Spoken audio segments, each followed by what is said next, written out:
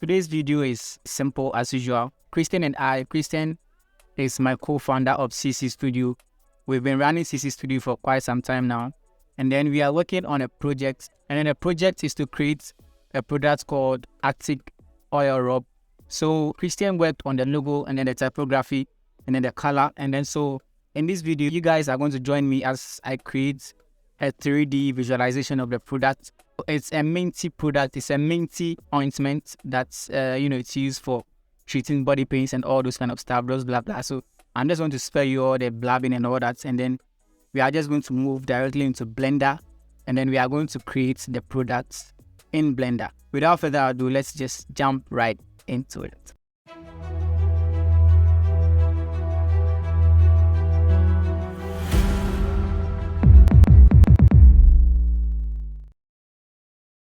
We'll be using version 3.1.2, but basically any version from 2.8 upwards would work.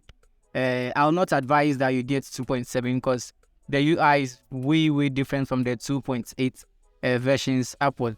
To start off, you are going to click on General, okay, and then after clicking on General, you are going to be presented with your lights, your default cube, and then the camera, okay, and we are not going to need the default cube. So to delete the default cube, press X on the keyboard and then select delete it. All right. So I said earlier that the product that we are working on is a luxurious oil ointment, and then the product shape that we went for is like it's something like a bottle. Okay. And then there are two ways we can go about this. We can either use the cylinder to model the product, or we can use a curve and then add a screw modifier to it. So don't worry if this sounds kind of new to you, or kind of if you have no idea about it, don't worry about it. It's quite simple, and then I'm going to show you how to go about it. So for me, I will not go with a cylinder because I feel like using the screw modifier is quite easier as compared to using the cylinder. So I'm going to bring in a reference image. So Shift A on the keyboard, and then we are going to select image and then reference. So I'm going to select my reference. My reference should be somewhere here. I think Arctic, yes. So I created this in Affinity Designer. Alt R to reset the rotation. And then we are going to have something like this.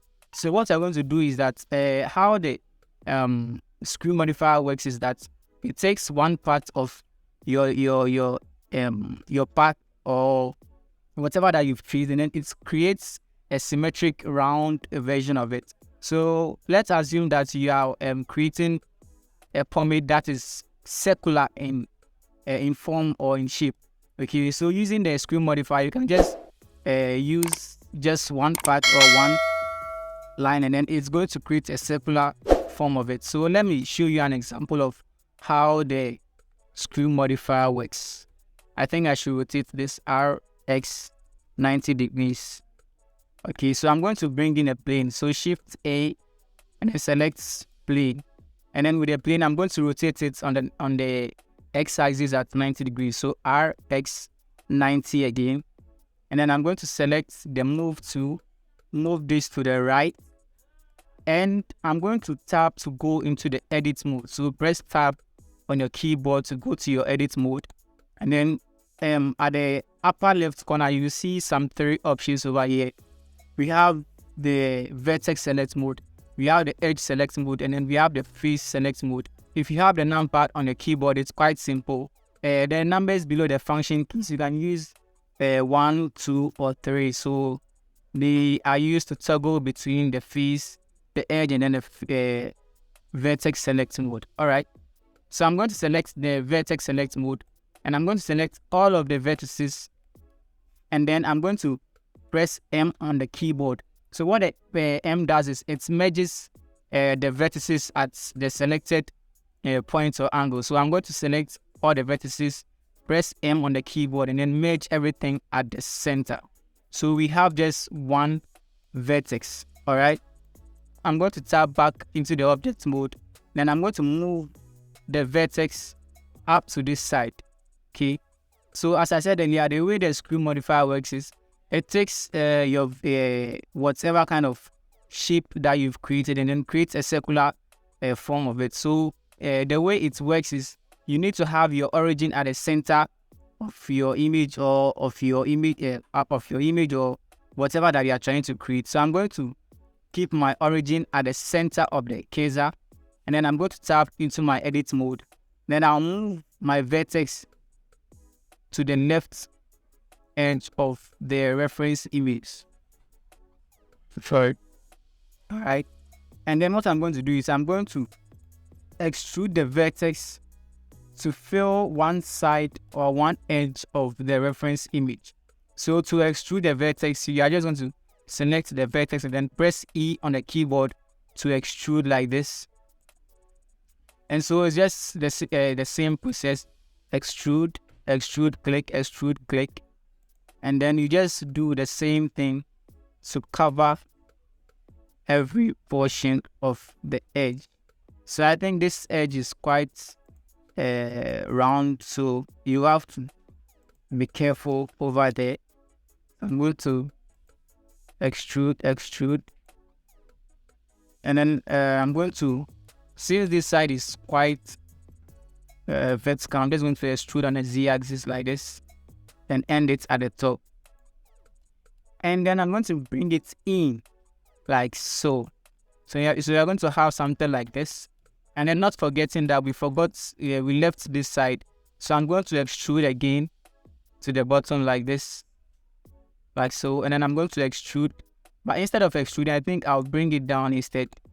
Bring it down to this side like so. And then I'm going to extrude again to this side, extrude.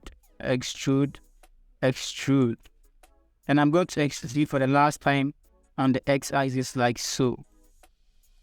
So if I tap back into my edit mode, I'm going to move my reference image back a little bit.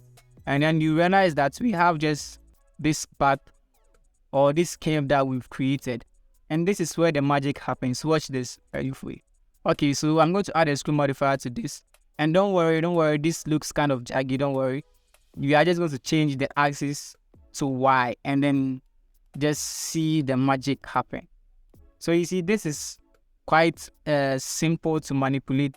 In case you want to move any vertex or something, it's quite easy to manipulate, and then you don't have to worry about any mesh issues or anything like that.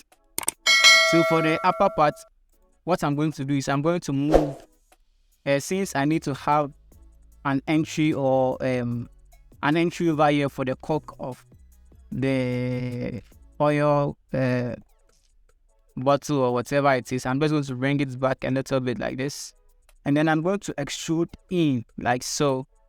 So I'm going to have something like this going in. Okay, select this, bring it back a little bit. So we have something like this going on. So this is what you have. So if you actually want to end at this point, it's quite okay. If this is what you want, then fine. You can just add a subdivision modifier. Then you have something like this. But I think the subdivision should come before. Oh, okay, it doesn't work like that. Let me see. Okay, it does actually. I'll see. Subdivision. Okay. How about I bring it here? Okay, I think yeah, something like this is okay. I think I should do a little bit of editing to this side. I think I should delete this vertex. And then let me add a subdivision again and see what happens. Let me add a solidify modifier as well before. Let me bring it before the subdivision. And let me add a bevel modifier to before the subdivision. Okay, so we have this going. So this is exactly what I was going in for. Yeah, I think I like it.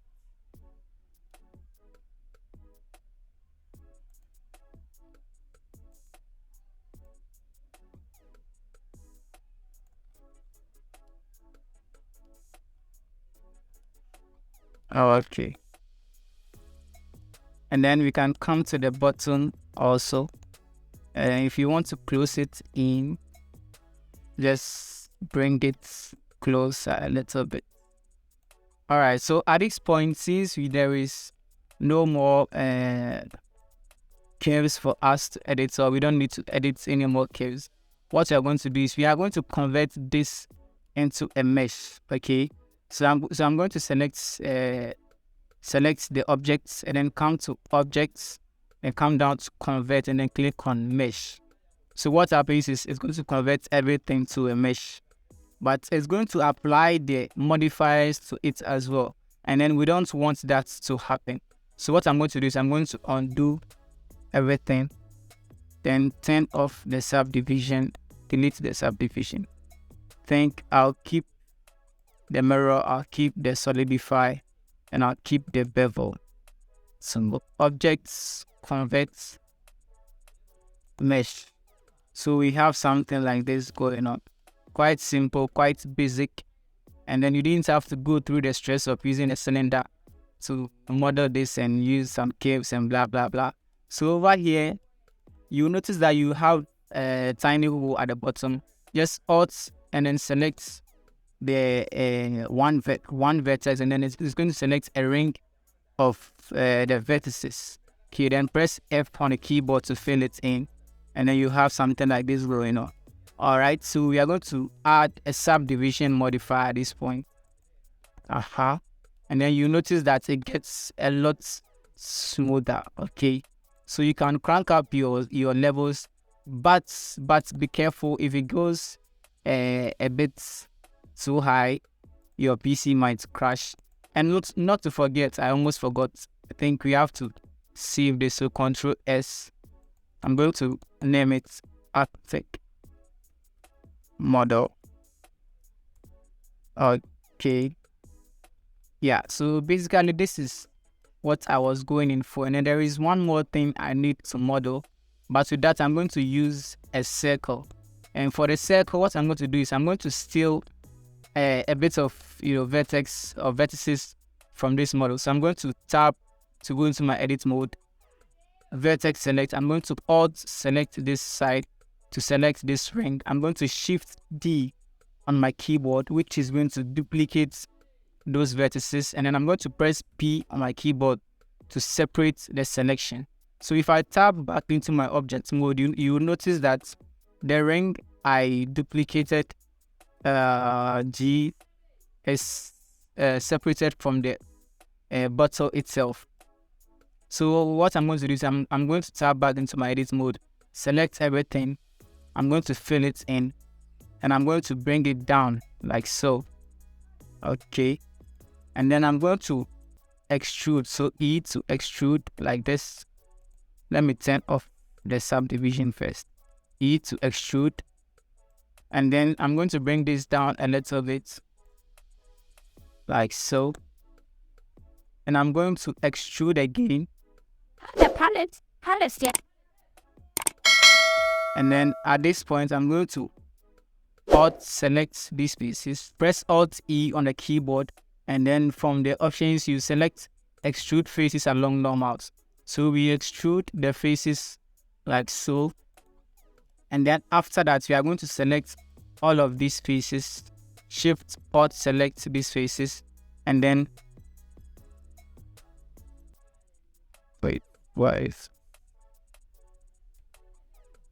Shift select all these faces, and then we are going to extrude again on the y-axis like so. So we are going to have something like this. I think it should go up there just a little bit.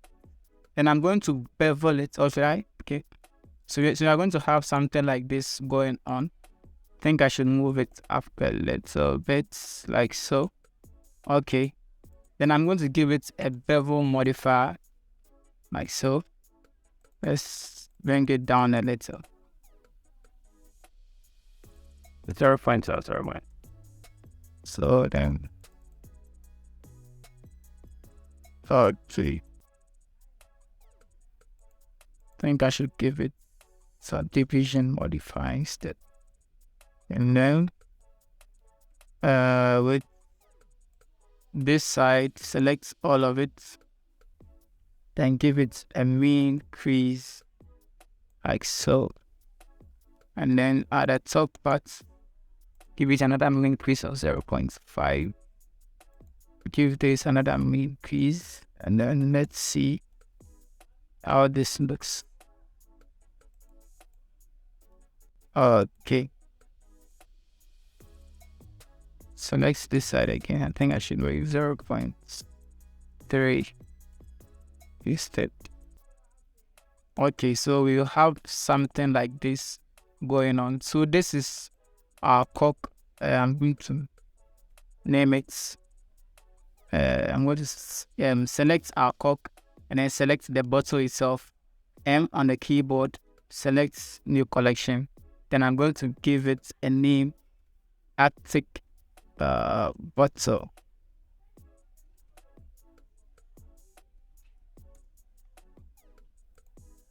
Then I'm going to save it. Alright, so basically this is what we were going in for. I think the upper part looks small. I don't know if it's the bevel modifier or subdivision modifier. Shouldn't make it. That's okay. Let me see.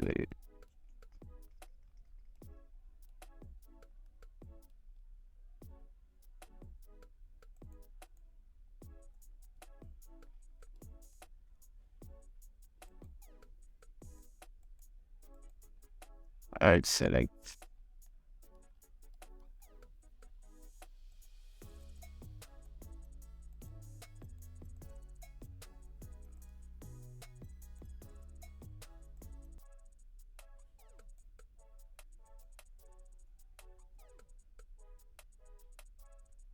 Should I scale this?